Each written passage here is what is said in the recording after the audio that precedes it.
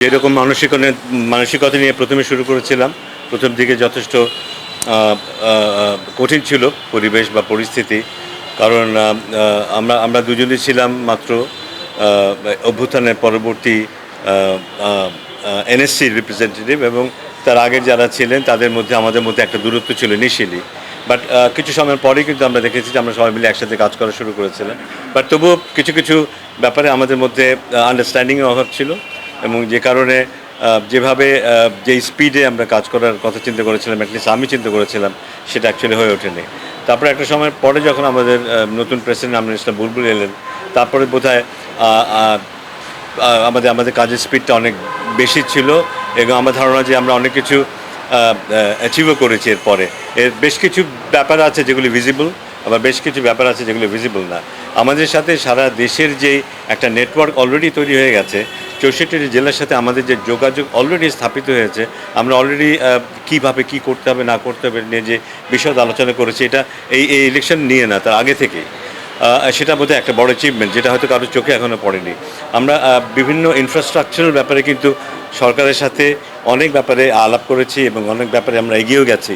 আমার ধারণা আমরা যদি ইনশাআল্লাহ পরবর্তীতে আসতে পারি, আপনারা সেটা দেখতে পারবেন, আমাদেরকে মাঠে দেখতে পারবেন আমাদের অ্যাচিভমেন্টগুলো, বিশেষ করে ইনফ্রাস্ট্রাকচারাল ডেভেলপমেন্টের ক্ষেত্রে। 8টা বিভাগকে নিয়ে আমরা যে স্বপ্ন দেখছি, আমরা যে বিকেন্দ্রীকরণের মাধ্যমে যে স্বপ্নগুলো দেখছি, সারা দেশে ক্রিকেটে ছড়িয়ে দেওয়ার ব্যাপারে যে স্বপ্নগুলো দেখছি, এগুলো অনেক কিছুই ভিজিবল হবে হয়তো সামনের 6 মাসের মধ্যে। তো আশা করি যে অনেক পরিবর্তন আসবে। সবচাইতে জরুরি ব্যাপার হচ্ছে যে আমাদের ছেলেরা এবং মেয়েরা ইন্টারন্যাশনালি কেমন ক্রিকেট খেলছে, এটাই কিন্তু আলটিমেটলি সবচেয়ে ইম্পর্টেন্ট। বাট থ্যাঙ্কফুলি প্রেসিডেন্ট যেটা বললো যে আমরা আসলে ওদেরকে তেমন মডার্ন কিছুই দিতে পারি না, তারপরেও ওরা যে এরকম পারফর্ম করছে, এবং ছেলেরা বেশ কনসিস্টেন্টলি পারফর্ম করছে রিসেন্টলি, এটা খুব স্বস্তির। আশা করবো যে কন্টিনিউ করতে পারবে। আজকের ম্যাচটা খুব গুরুত্বপূর্ণ, কারণ দুটো ম্যাচ জিতেছে। আমরা সবসময় বলি যে আমাদের কনসিস্টেন্সির একটু অভাব থাকে, যদি আজকের ম্যাচটা জিততে পারে তাহলে একটু ধরে নিতে পারবো যে হ্যাঁ, কনসিস্টেন্টলি পারফর্ম করছে। আমার এটা খুব গুরুত্বপূর্ণ হবে। হ্যাঁ, ডেফিনেটলি স্বস্তির ব্যাপার। না, আশা করি ভালো, কারণ ক্রিকেট তো আমাদেরকে এই শিক্ষাটাই দেয়। আমরা আমরা আমরা দিন শেষে সবাই সবার সাথে হাত মেলাই।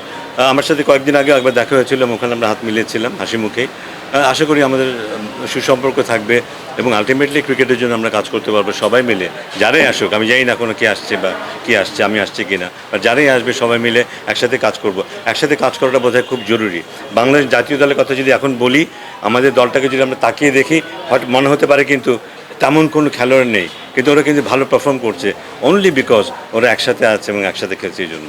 না, আমরা কিন্তু সময় মতো পাঠিয়েছিলাম। শুধু সৌম্য সরকার না, আমাদের নাইম শেখেরও ভিসাটা আসেনি, কিন্তু নাইম শেখেরও ভিসাটা আসলেই ও চলে যাবে।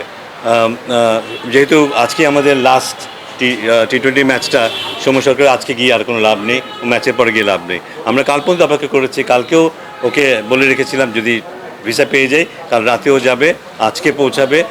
দলে যদি জায়গা নাও পায়, ড্রেসিং রুমে থাকবে, দলের সাথে থাকবে, এবং দলের সাথে যেই একটা অ্যাটাচমেন্ট দরকার সেই জিনিসটা আমরা চেয়েছিলাম।